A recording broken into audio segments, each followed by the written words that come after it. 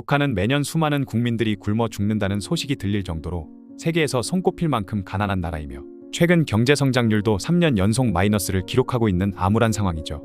그런데 진작에 국가부도 위기에 처했어도 이상하지 않을 북한에서 어디서 돈이 난 것인지 비싼 미사일을 펑펑 쏴대며 무력 도발을 하는 걸 보면 분명히 북한 어딘가에 많은 돈을 벌어들이는 곳이 있다는 얘기일 텐데요. 대체 북한은 무슨 수를 써서 돈을 벌어들이고 있는 것인지 지금부터 알아보겠습니다. 세계의 여러 국가와 마찬가지로 북한에서도 다른 국가들과 내상에서 사이버 정보전을 벌이기 위한 IT 인재 육성에 많은 투자를 했다고 하는데요. 그런데 다른 나라의 정보기관들이 주로 하는 일은 상대국가 몰래 은밀하게 정보 수집을 하거나 인터넷 여론전을 하는 것이 주된 임무라면 북한의 IT 인력들은 여러 국가들을 상대로 사이버 테러를 하거나 해킹을 통해 암호화폐를 털고 랜섬웨어 등을 이용해 돈벌이를 하는 것이 그들의 임무라고 하죠.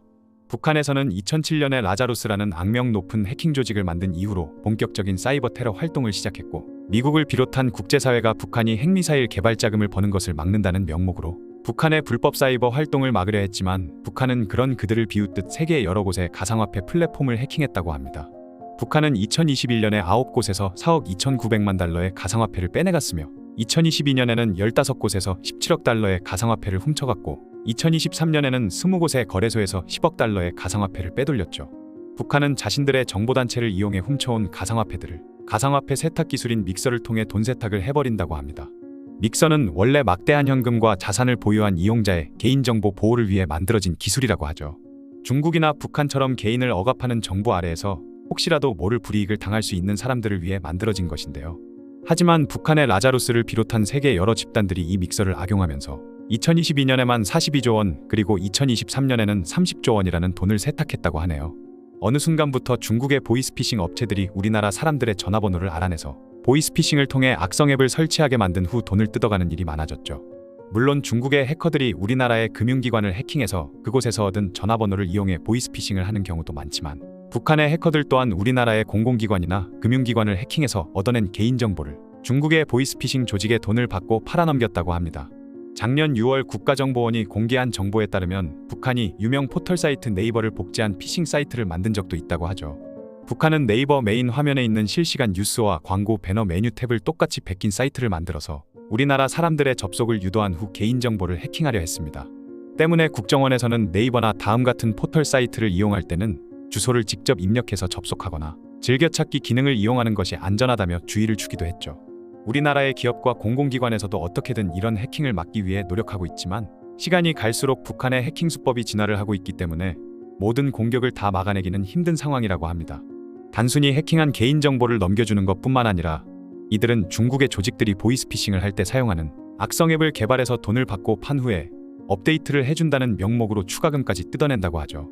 현재 북한과 거래하는 것으로 파악된 중국의 보이스피싱 콜센터만 100개가 넘는다고 하는데 북한은 이들에게 악성 앱을 팔아넘기면서 최소 300억 원이 넘는 돈을 벌어들이고 있습니다.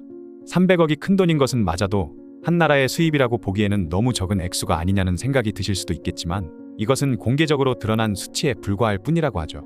왜냐면 북한 국적으로 설립한 IT 기업들은 해외의 다른 기업들이 상대를 해주지 않는 경우가 많기 때문에 북한의 기업들이 마치 다른 나라에서 만든 글로벌 IT 기업인 척 위장을 하는 경우가 많기 때문이라고 하는데요.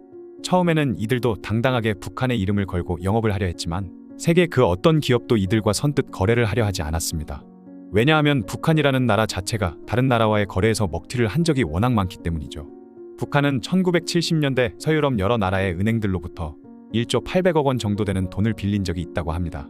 하지만 북한은 처음부터 그 빚을 갚을 능력도 없이 무리하게 대출을 했던 것이기 때문에 1984년이 되자 돈이 없어서 빚을 갚지 못하겠다며 아예 배를 째라고 바닥에 드러누워버렸다고 하죠.